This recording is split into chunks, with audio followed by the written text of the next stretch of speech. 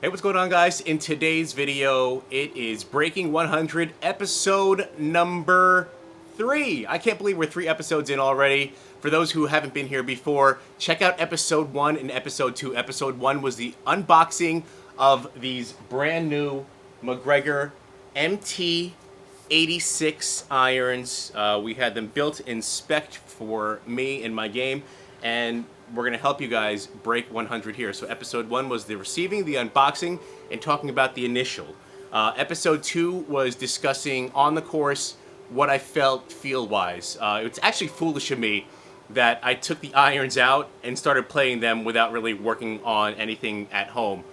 So episode 2 was understanding your numbers and the feel and everything, and I didn't do my due diligence by doing a full range session. I was so excited. I took them out onto the course, and you could see me. We were at Shack Max and at my home country club, and Spooky Brook, which is a Somerset County course in New Jersey, and Stanton Ridge, which is also one of my other country clubs that I'm a member of. Today, we are going to talk about how to lower your scores and break 100 by finding your shot, okay?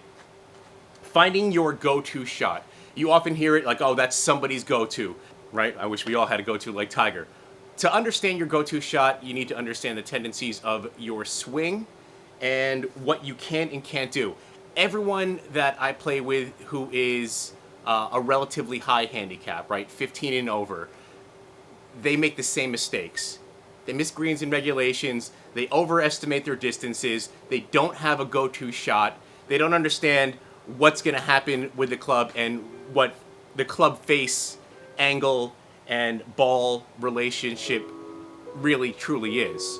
Oftentimes, you see people do this. They think that is the release of the club, and it's really not. We'll talk about that in a future episode, the things that I do, how to ensure that I'm releasing the club properly, and I don't even have a great swing. There's been some of you who've commented on my swing, bro, you can't be hitting blades, you can't be hitting blades. The MT86 aren't for you. Go get yourself some P790s or something. Guess what? Because they look like a blade, these MT86s, they're gonna fool you because they're built similarly to the technology and the ideas of those players' distance clubs, like the Mizuno 225s, like the TaylorMade P790s, like the ZX5s from Strixon. So this is a tungsten weight. What it does is it gives you more oomph on the impact, helps you hit the ball higher because these lofts are a little juiced compared to traditional lofts, right? So I think we discussed the pitching wedge is a 44 and a traditional pitching wedge is a 46. When understanding what your go-to shot is, the best thing that was ever taught to me was having a pre-address routine. That's it. My recent pro, shout out to Mark, you know who you are. When I went to Mark, I was roughly an 8 handicap, and I didn't have a pre-address routine. I didn't understand the true importance of having it. I would get up and, you know, give it a little waggle, feel comfortable, and give it a rip. And for the most part, I was doing really well. From my other videos, you guys see that I do these things, right? I check to the ball. I take 3 practice swings, which is a tempo drill, if you really notice it. And that's the drill that I'm going to teach you guys today to help you find a go-to shot. So my tempo drill is just 1, 2, 3. That helps to get me ready. Then I stand behind the ball and I envision the shot that I want to hit. And most of the time, I'm hitting a go-to shot. Sometimes I overcook it. That's my tendency. So when you guys are like, wow, you're aiming so far right, for target line to relation of where the ball is going to go, I tend to overcook the ball, right? And I know what it is. I'm gripped in the palm at times, and when I'm on my way down, I shut the face. That is understanding your go-to shot. When I get out of position, right, like you always want to aim for position A off the tee. But what happens when you don't hit position A off the tee? And I'm going to tell you guys some of my scores. I hit the fairway maybe in a good round 60% of the time. Other times, I hit the fairway and I'm out of position, or I'm in the rough, first cut, and some of the times, I'm so far right or so far on a pull left that it's just a scramble. The mentality of breaking 100 is finding your go-to shot. Go to the range and practice with a purpose. That's how you find your go-to shot. When I go to the range, I pre-address everything, right? I just don't get up there and swing at every ball, right? So this is a typical range session for me, and we'll pull it up right now.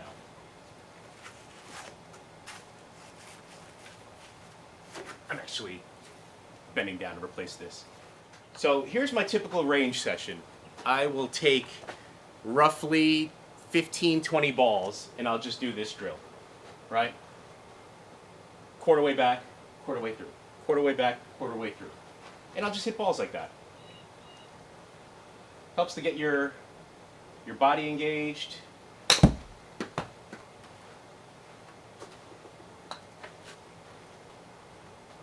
And after I do that, then I go into semi-half swings. And that's this drill. That's portion 2 of my pre-address. I take it halfway back and then follow through. Which you'll be surprised at how far you actually hit the ball. Right?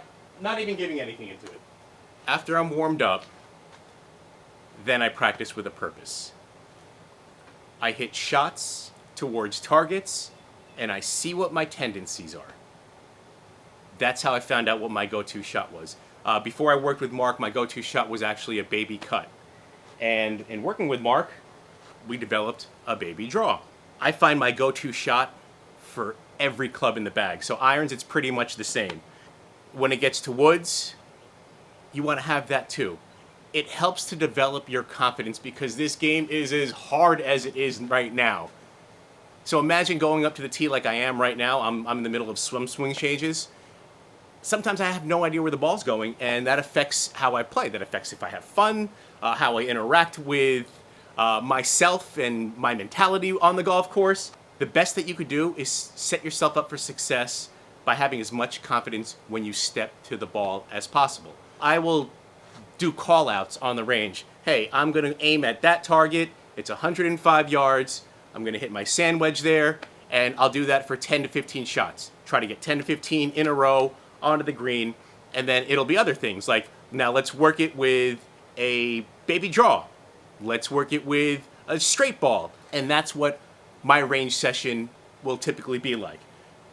After I have those go-to shots, then I work on chipping. And that's going to be in a future video. Chipping, I basically have one chip, one style of chip. When you find your go-to shot, you can take that to the course. When you get in trouble off the tee, I see a lot of people try to be heroes, right? And then what does a hero shot do? You land maybe 1%, right? The tin cup movement. You land 1%, maybe 5%. Sometimes I choose hero shots, and there's actually some on episode 2 where I'm trying stupid stuff, like hold off cuts high above the trees because I was out of position off the tee. And most of the time, you screw up a hero shot, right? And then you get it right, and you bring it back, and it's false confidence there.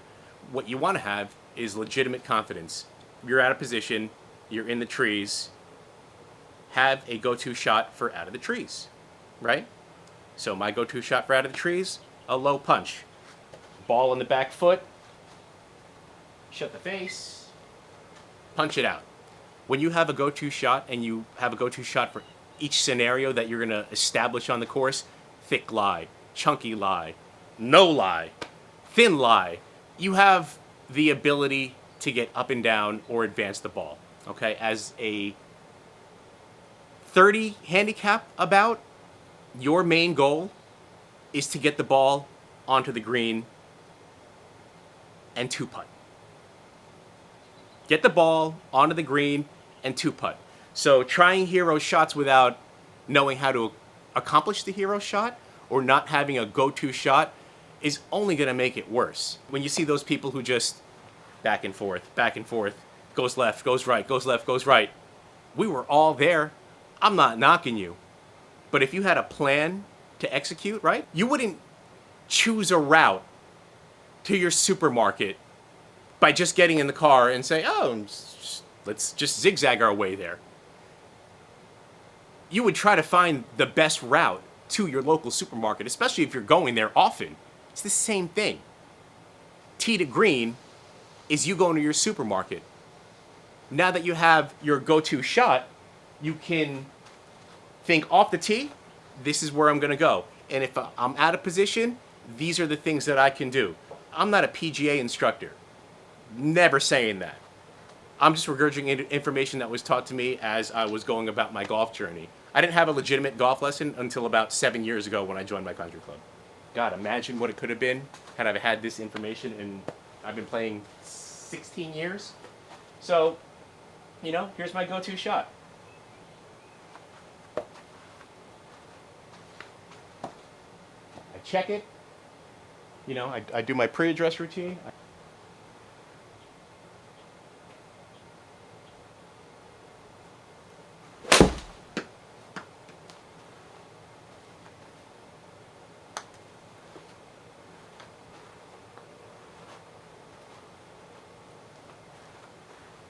That's it. So what's your go-to shot? Let us know. Hope to see you guys in a future video. Thanks, MacGregor. Thanks, Zach. And of course, thank you, the viewers, for always tuning in. Thanks, guys.